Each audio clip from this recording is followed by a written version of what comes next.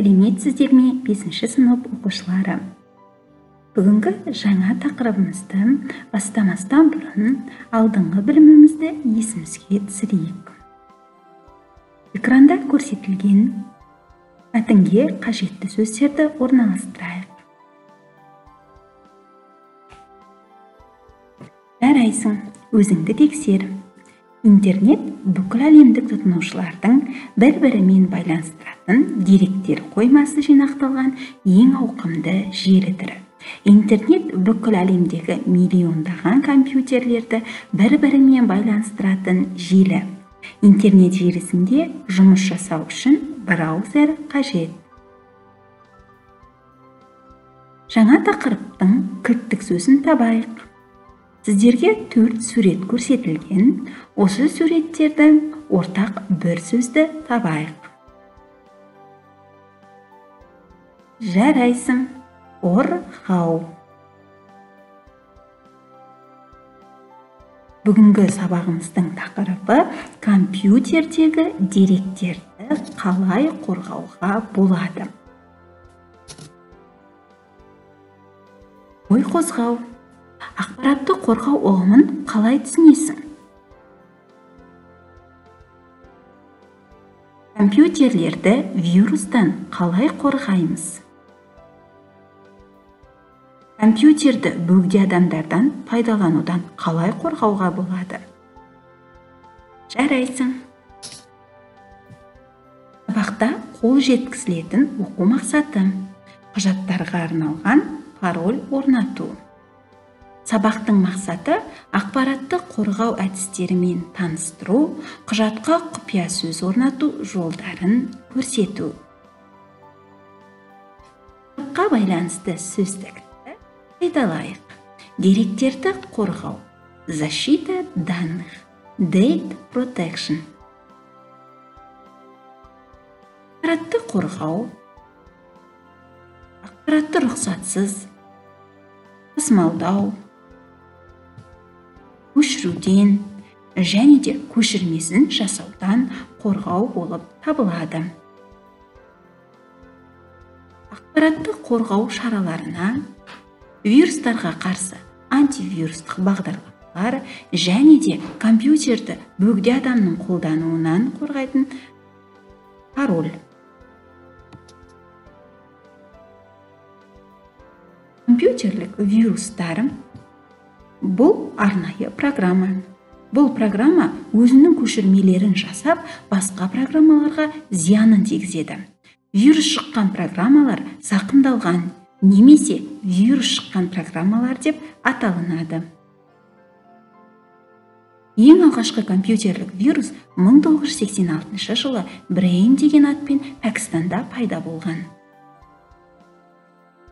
Компьютерлік вирус пайда болған кезде біздің дербес компьютеріміз баяу жұмыс істейді және де жедел жадтың көлемі азаяды. Файлдар мен бумалар саны көбейеді немесе жоғалады. Компьютер жұмысын жиі тұрып қалулар мен жаңылысулар болады. Компьютерлік вирустың таралу жолдары ақпарат тасымалдаушы құралдар арқылы, интернет желісі арқылы және де компьютерлік желілер арқылы. Компьютерді вирустан қалай қорғаймыз? Жоғарыда айтып өткендей, ақпаратты қосалқы компьютерді вирустан қалай қорғаймыз? Ақпаратты қосалқы көшірмелерін жасап отыруы қажет. Сонымен қатар, лицензиясы жоқ программаларды қолданбау керек, антивирустық бағдарламаларды қолдану керек. Антивирустық бағдарламаларға Kaspersky, Dr. Web, ESET сияқты антивирустық программалар түрлері бар. Пароль. Ақпараттарды қорғауға арналған жасырын сөз немесе таңбалар жиыны. Парольдер ақпаратқа рұқсатсыз кіруді сақтау үшін қолданылады. Енді дербес компьютерімізге пароль орнатып көрейік. Ол үшін бас мәзірге барамыз. Баз мәзірге барамыз. Баз мәзірден қолданушылардың тіркеу жазбалары пунктін таңдаймыз. Алдымызда мынандай терезе пайда болады. Осы жерде вариант кода дейді. Немесе пароль деген жерді басамыз.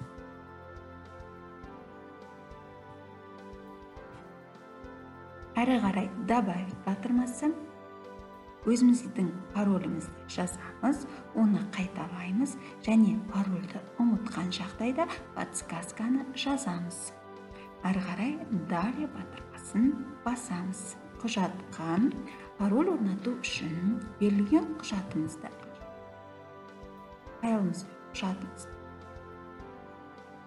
әрі қарай баз мәзірден барамыз.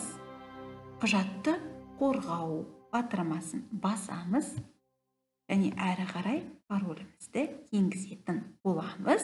Окей батырмасын басамыз. Парольді біз дербес компьютерге және құжаттарға да орната аламыз. Сонымен қатар бумаларға да орнатуға болады. Бумаларға орнату үшін керекті файлдарды мұрағаттаймыз. Яғни құжаттың файлдың ақпарат өлшемін кішірейтеміз. Вирустың таралу жолдарын көрсет. Жарайсың. Оқушылар компьютер алдында немесе ұялы телефон алдында көп уақыт жұмыс жасаған кездері көзге жаттығу жасауды ұмытпаймыз. Көзімізбен оңға, солға, үстіге, астыға неде жыпылықтатамыз. Тапсырма анықтаманы құрастыр. Бұл тапсырмада сіздер негізгі ұғымның анықтамасын құрастыратын боласыздар. Тапсырма. Мадияр мәтіндік редакторды қолдану арқылы анасына құттықтау ашық хатын дайындағысы келген болатын. Бірақ анасында компьютермен жұмыс жасайтын болғандықтан, анасы уақытынан бұрын көріп қоймауы үшін Мадияр құжатқа құпия сөз орнатуды шешті. Бірақ Мадияр құпия сөзді қоя алмағандықтан, сендердің көмектерің қажет. Яғни оқушылар құжатқа пароль қою керек. Ол қалай жүзеге асады? Бірге алгоритмін толықтырайық. Төменде сіздерге алгоритмі берілген.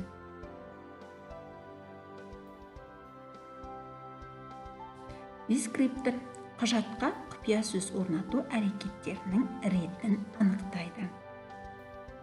Жарайсың. Енді бір-бірімізді бағалайық. Яғни бас бармақ өте жақсы, орташа, қанағаттанарлық. Орындайық.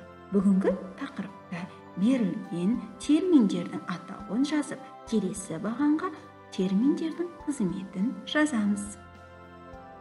Сіздерге 5 минут уақыт беріледі. Жарайсыздар. Бағдаршам арқылы бүгінгі сабағымызға рефлексия жасайық. Қызыл түс.